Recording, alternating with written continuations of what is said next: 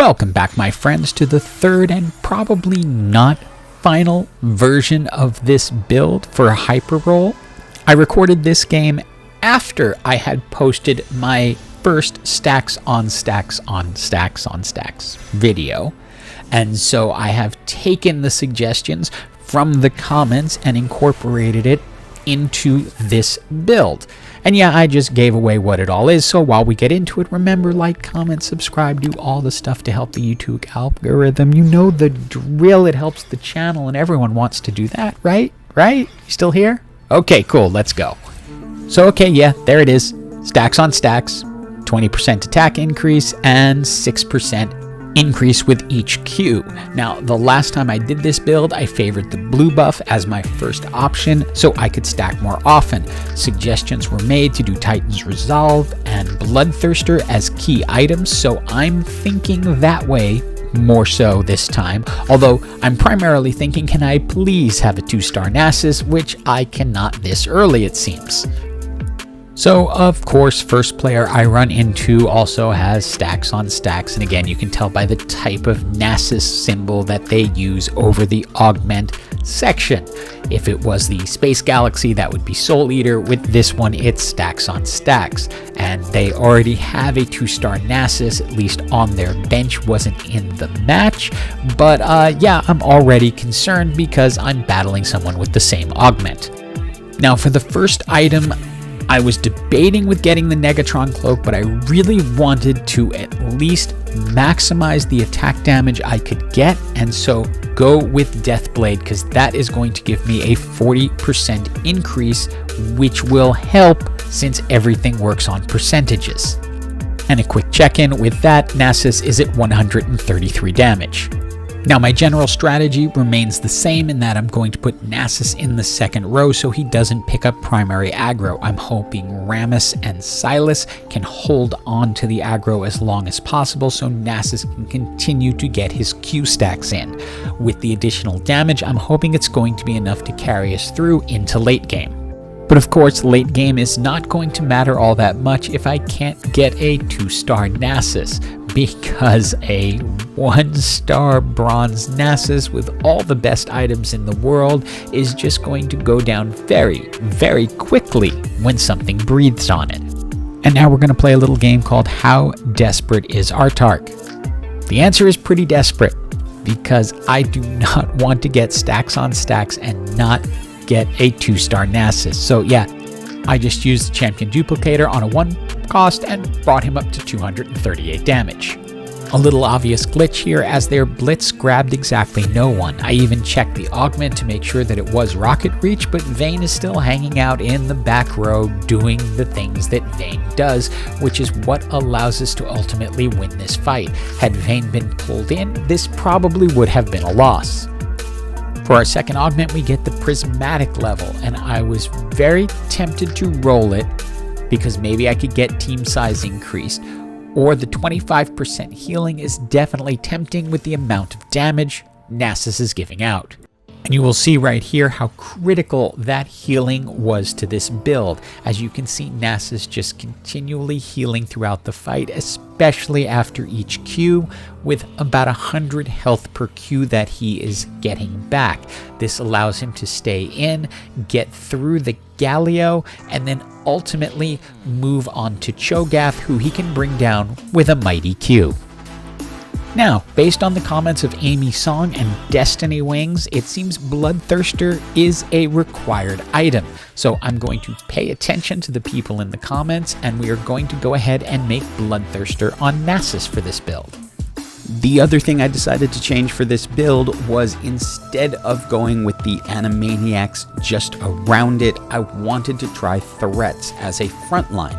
Because Cho has double magic resist, I put the Bramble Vest on him, so he now has magic resist and armor, and I'm hoping to put a Dragon's Claw onto Rammus. Nasus is now up to 318 stacks. Unfortunately, the Brawler Laser team we meet next is set up perfectly to get right in on Nasus and just take him off the board. The front line is not going to help if they can get around the side and just then traipse into the back line and finish off Vel'Koz. It's time for our final individual item component, minus getting an Urgot, but this is the right time. I want to make the Titan's Resolve, as that was also suggested, so I pick up the Chain Vest. These are the final 3 augments. Since I'm running a mostly frontline comp, I decide to go ahead and go with Battle Mage, so I get the additional AP and a little additional armor as well. We're going to go ahead and give Rammus the Thieves' Gloves rather than the Dragon's Claw, just because that will give more dodge and make Cho the primary tank of the build.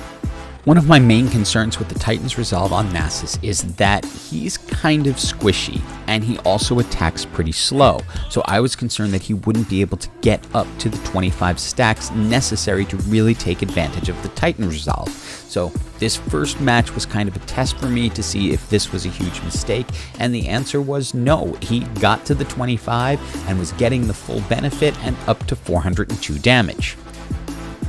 And the Titan's Resolve seems to be working pretty well, even when Nasus is taking damage. Thanks to the Omni-Vamp from the Bloodthirster and the Celestial Blessing, he is getting enough of his health back that he is staying alive and getting his Q stacks. And as I said in the previous video, it is now safe to open the anvil before the end of the round. So I go ahead and do that here and grab Brandian Sanctum just to allow my front line to get a little tankier as I go forward. Although they've been doing well, I feel that they need a little bit more now that I've also brought Nunu into the fight. And speaking of Nunu, a fantastic item for Nunu is the Morellonomicon. As Nunu rolls over people, he will set them on fire, and that does a great job at also reducing healing and allowing us to do more damage. And sadly, this late in the match, it doesn't look like I'm going to have any chance of getting to a 3-star Nasus, as I've only been able to find one more throughout the game. But unfortunately, that happens when you have multiple people who take Nasus augments. And this particular team is just insanely tanky, and it is basically 2 giant immovable objects running into each other because we have the tanky front line and so do they. Their damage is just a little bit more at this point, with LeBlanc and Sona just providing it from the back, and they are able to defeat us. Having 2-starred our Riven, we switched out Silas for Riven because that'll just give us a little more tank up front. That will help as things go forward. As you can see, Nunu just rolls along carelessly any which way he wants to go, but he's setting people on fire and reducing their healing, which is allowing the rest of the team to get the win. And with that victory, we are into the top 4. We pick up the 2-star Sejuani and put her in, as that will now also create Brawler with Riven and put one of the most effective stuns in this set onto the board. For our final 2 items, I'm looking for stuff that will go on Nunu. Warmogs is fantastic. Nunu does tend to last a long time anyway, but with Warmogs, that's the extra health he needs to keep things going. We get ourselves a 2-star Nunu. I'm trying to find more Misfortunes because I would like to replace Vayne, who is just not doing enough damage. Open the anvil, get the Rabadon's Death Cap, get it onto Nunu. Now Nunu will do a ton of damage.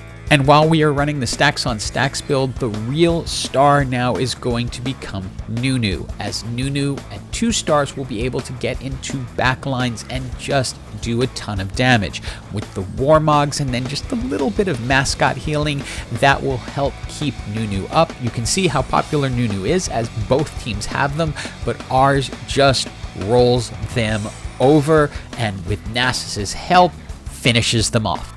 Now we go and check on the other fight, and this one goes beyond down to the wire. It's in overtime. Both teams are really tanky, so 3, 2, 1, we have no winner. Everyone loses, which leaves it down to 2 players because the other person got knocked out. We go ahead and check in on the other player's positioning. Remember, they have rocket grab, so that Blitz is going to grab someone. Since Rammus luckily rolled the Quicksilver, I throw him down into the corner so that Blitz's pull will be ineffective this round. And you'll see right here, Blitz is going to try. Nope, cannot be disabled, so that gives us a huge advantage as Nunu is able to roll through the team and Rammus is able to survive the long haul, which holds everything up. And again, look at Sejuani's stun, just holds the entire team in place. Nasus is getting his Qs in, and you can see we end up slowly overwhelming them because this is an incredibly tanky team into overtime, and finally to the victory with Nunu and Nasus leading the damage charts. But we still have one more to go. We get the 2-star Misfortune, and this is key because we're knocking them low. It's going to be important to have an ace on the team. I didn't want to do it with a 1-star, but with a 2-star Misfortune, that's going to be better than Vayne because once they reach that 12% threshold, Misfortune will execute them, and all of that tankiness won't mean nearly as much. So with Misfortune in the background, I again keep Rammus in the corner because if he gets pulled, it's not the worst thing. He's really tanky and can hold on. As you can see, everything kind of works as planned. Nunu is rolling them over. Sejuani stuns them. Then Misfortune is going to ult. Nasus comes in with just over 500. The other player at this point sees this is not going to work, and they are done. Stacks on stacks. I love these items. I wish I could have gotten to a 3-star Nasus so I could see how big it would have gotten, but the items worked really well. Hope you enjoyed the video, and as always, have an absolutely awesome day.